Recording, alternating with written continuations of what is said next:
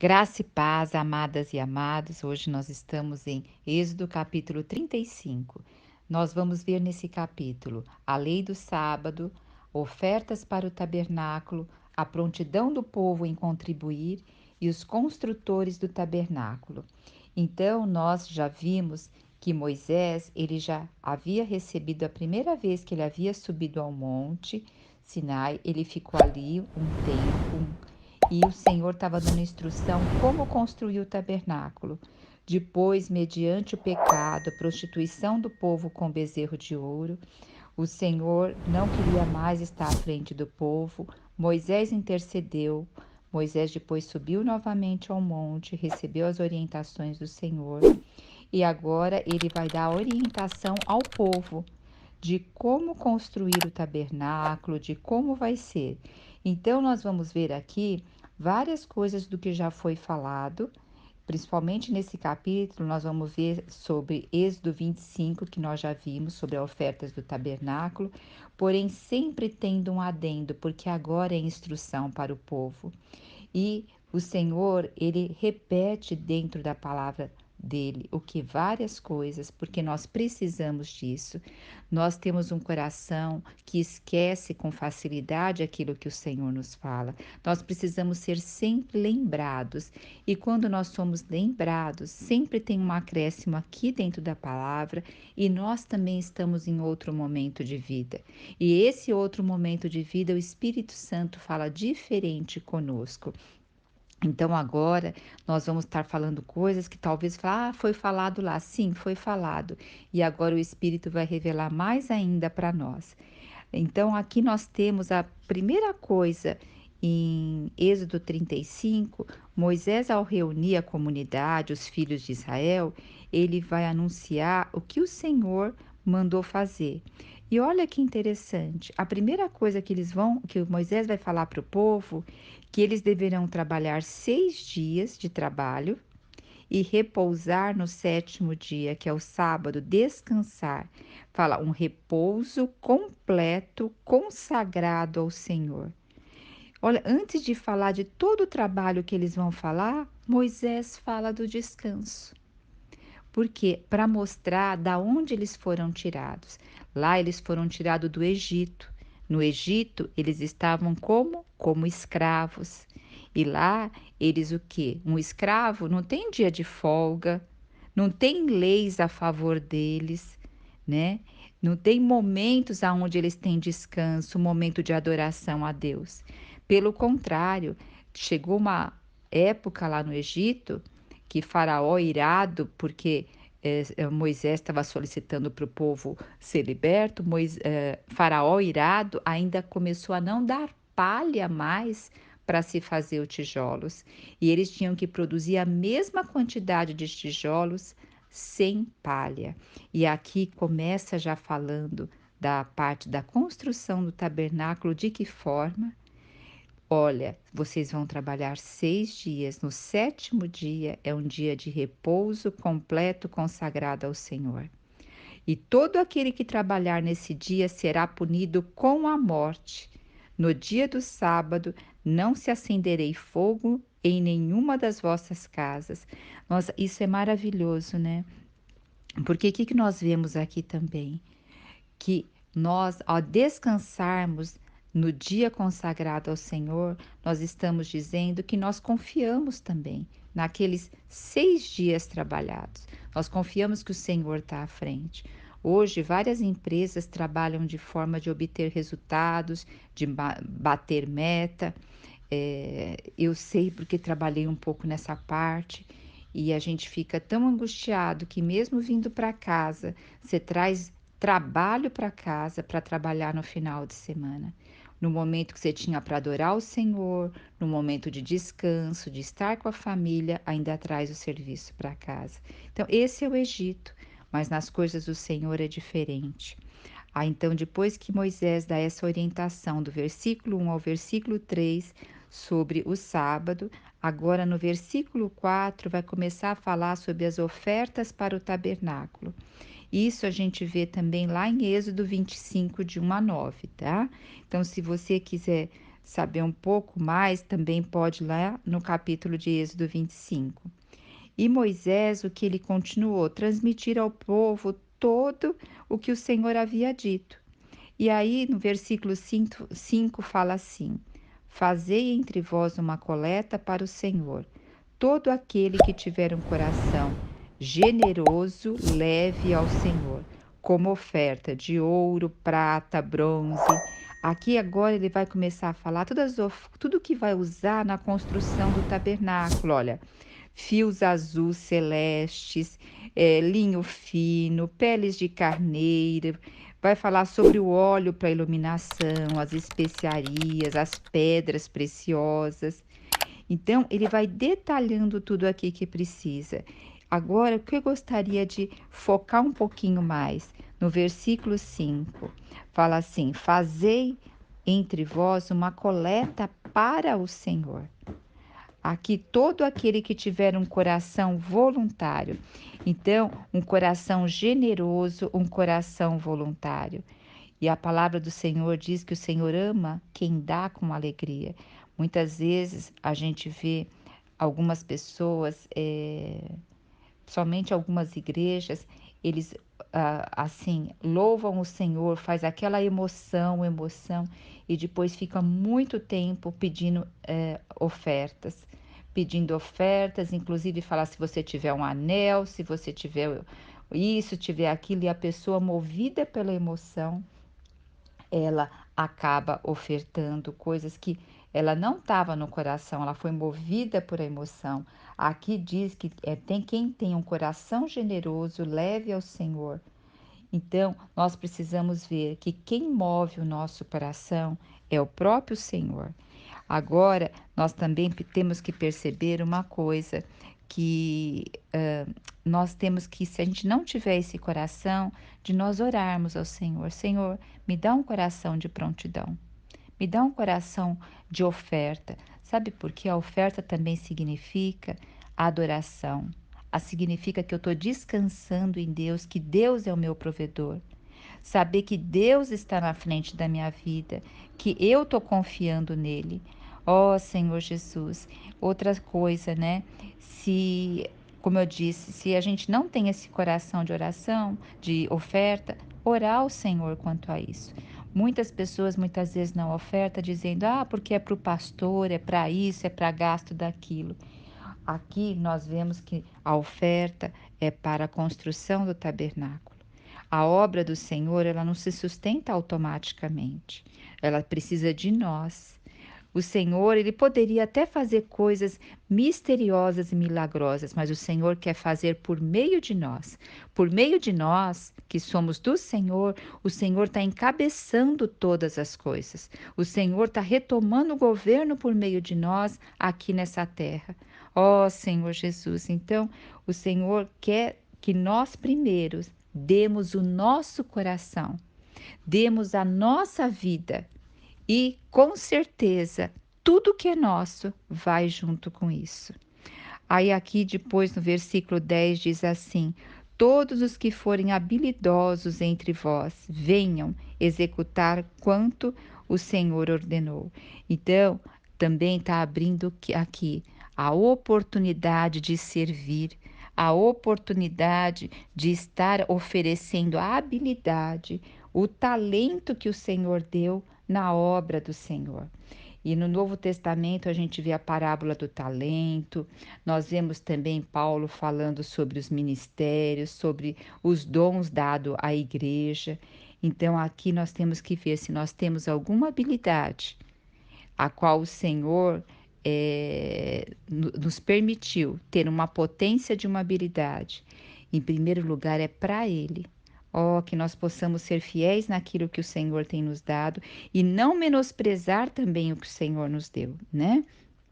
Então, aqui no versículo 10 fala, né? Todos os que forem habilidosos entre vós venham executar tudo quanto o Senhor ordenou. E aqui ele vai descrevendo o que é o tabernáculo, a arca, a mesa, o candelabro, tudo o que faz parte ali do tabernáculo, tanto da parte externa quanto da parte interna. E vestimentas, as vestes sagradas, né? E vai descrevendo isso até o versículo 19. A partir do versículo 5, aí Moisés aqui vai começar a falar a prontidão do povo em contribuir. Então, no versículo 4, falou que Moisés falando para quem tivesse o coração generoso para ofertar. A partir do versículo 5, nós vamos ver o que o povo fez. Olha só, 20. Então toda a comunidade dos filhos de Israel retirou-se da presença de Moisés. E todos que estavam dispostos, cujo coração generosamente os motivou a doar, trouxeram uma oferta ao Senhor para a obra da tenda do encontro, para todos os seus serviços, bem para como as vestimentas sagradas. Todas as pessoas que dispuseram, tanto homens como mulheres, trouxeram joias de ouro de todos os tipos, broches, brincos, anéis, braceletes, ornamentos, e apresentaram seus objetos de ouro como oferta. Interessante que se nós fizermos um paralelo, quando Moisés estava no monte e o povo pediu para Arão construir um Deus que fosse à frente deles, que Arão falou para o povo: tragam a bracelete, tragam peças para a gente fazer o bezerro de ouro. Ele não falou de forma voluntária, ele mandou trazer pronto e acabou. Aqui não, a gente vê o quê? Que fala de um coração generoso. E aí eles o quê? Ouviram, foram para suas casas, para suas tendas, ali pegaram as coisas. Então eles não estavam assim no momento emocional que tiraram as coisas e já deu. Não, ali era um coração constrangido, uma alma constrangida. Quem nos constrange é o amor de Deus, é saber que o Senhor está à frente. Então, veja só, homens e mulheres trouxeram suas ofertas, e todos os que possuíam fios para tecido também ofertaram. Todos aqueles que traziam sua contribuição de prata ou ouro, assim entregavam a oferta de adoração ao Senhor. Lembra, quando você oferta, é uma oferta de adoração. A adoração, nós estamos adorando a Deus. Nós temos costume, né, de, de cantar para adorar o Senhor. Muitas vezes se canta mais para alegrar a nossa alma. Alegra também, faz parte. Mas lembra, o louvor é a adoração ao Senhor. E muitas vezes nós ficamos nas nossas orações pedindo, pedindo. E quanto nós adoramos também com as nossas ofertas para a sustentação da obra na terra, né? Então nós devemos orar: Senhor, me dê um coração de adoração no aspecto também das finanças.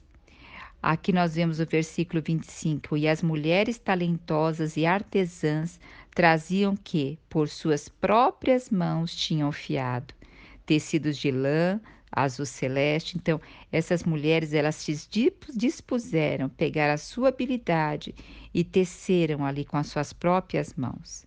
E os líderes trouxeram pedras preciosas, e assim todos participaram.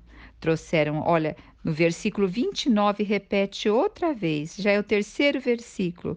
Os filhos de Israel trouxeram ofertas voluntárias e generosa. Não era mesquinharia, não, oferta voluntária e generosa. E aqui fala outra vez, cujo coração os movia a doar uma oferta para a obra que Deus, por intermédio de Moisés, tá vendo? Tem intermédio de um homem, tinha ordenado para que fizesse. Então, existe um intermediador aqui que está passando isso. Que nós possamos ver que também aqui na Terra nós temos pessoas que têm o talento, que estão sendo esse intermediador para falar de Deus para nós. É óbvio, quem é nosso intermediador entre nós e Deus é Cristo, mas é por meio de homens dons que o Senhor nos dá para nos dar uma direção, uma palavra profética, uma direção para o nosso caminhar, né? E agora, a partir do versículo 30, vai falar sobre o quê? Os construtores do tabernáculo. Então, Moisés vai anunciar o quê? Quem o Senhor convocou. Nós vimos aqui que o Senhor convocou Bezalel, que era o que? Da tribo de Judá, a qual o Senhor encheu de o Espírito Santo dele e o capacitou plenamente com talento, habilidade artística para projetar, desenhar e executar. Hoje, e também o Senhor, entalhar pedras, no versículo 34, e o Senhor concedeu tanto a ele como a Oliabe, também da tribo de Dan, a habilidade de ensinar a outros. Encheu-os, portanto, o coração de sabedoria para realizar todo tipo de obra. Então o Senhor escolheu Bezalel e Aholiabe para receberem toda a instrução de Moisés e também para ensinar os outros artesãos para o que saísse conforme Moisés havia recebido do Senhor. Hoje, eu acho que várias de nós já percebemos que numa construção existe lá, né? O engenheiro, o arquiteto, o mestre de obra, existe um monte de equipe para construir, né? E, e eles têm aquela planta, aquele desenho para construir. E mesmo depois de tudo prontinho, a pessoa entra e fala: puxa, faltou uma tomada aqui. Nossa, a janela devia ter um pouquinho mais para cá, porque o sol vem naquela direção. Puxa, poderia ter feito, sei lá, pintado de outra cor. Sempre tem uma fala-se alguma coisa de que poderia ter sido melhor. Aqui nós vemos o que? O Senhor foi o projetista, o arquiteto, mas aqui ele confiou a homens a qual ele vai dar uma sabedoria para que possa entender como essa obra foi feita segundo o coração de Deus. E mais uma coisa que me chama a atenção é que Moisés, olha o quanto tempo Moisés ficou com Deus para Deus estar revelando a planta do tabernáculo. Porque dentro da planta não existia só a planta, existia o que? O plano de Deus eternal. Então, isso me chama a atenção que muitas vezes nós temos uma pressa em fazer e pouco tempo em planejar, e em pouco tempo levar o nosso planejamento a Deus e ouvir Deus naquilo que nós temos que fazer. Eu não estou dizendo procrastinar. Muitas pessoas começam a procrastinar pela incerteza, por achar que não tem capacidade. Então, mas aqui eu estou dizendo no planejamento de realmente muitas coisas que nós vamos fazer na vida, é tudo muito intuitivo que nós vamos fazer. Nós não pensamos muito, vamos lá e executamos, as coisas não saem adequadas e depois o que nós fazemos? Ficamos orando, pedindo para um monte de gente nos ajudar a orar. Só que nós fomos o quê? Inconsequentes na hora de fazer. E nós vemos aqui, não. O Senhor, na primeira vez, ficou lá com Moisés no monte. Depois Moisés subiu novamente, ficou mais os 40 dias e 40 noites. Aí depois Moisés vem e instrui o povo, primeiro a ter o descanso, e 6 dias trabalhar. Depois instrui o povo a ter a oferta. Depois ele vai falar que vai escolher homens já que tem talentos e vai dar mais capacidade, sabedoria de Deus para esses homens para começar a executar. Então você vê, tem passos, tem planejamento. Nós temos um Deus organizado. Nós temos um Deus de organização, não é um Deus que faz as coisas de qualquer jeito. Que isso sirva também de lição na nossa vida prática, né? Muitas vezes a gente cansa, entre aspas, de disciplina, de seguir as coisas, mas o caminho mais curto para resultados eficazes é, primeiro, planejar na presença de Deus, é levar tudo à presença do Senhor. E a cada passo, orar e falar: Senhor, é dessa forma? Puxa, que bênção é viver dessa forma. Eu também almejo viver assim. Apesar de eu estar falando aqui, eu não vivo assim. Mas eu tenho o coração de viver assim. Sabe, a palavra de Deus diz que a fé vem pelo ouvir e ouvir a palavra dele. Quando eu estou falando aqui, a primeira pessoa que está ouvindo o que eu estou falando sou eu. E assim o Senhor vai aumentando o falar dele no meu coração, vai aumentando a minha fé. Que o Senhor também possa ir aumentando a tua fé, possa aumentando a nossa fé. Jesus Cristo é o nosso Senhor. Você já se viu sobrecarregada por pensamentos negativos e ansiedade? Deseja encontrar uma maneira de viver com confiança e proteção? No Salmo 23, escondem segredos poderosos que podem mudar a maneira como você enxerga a vida.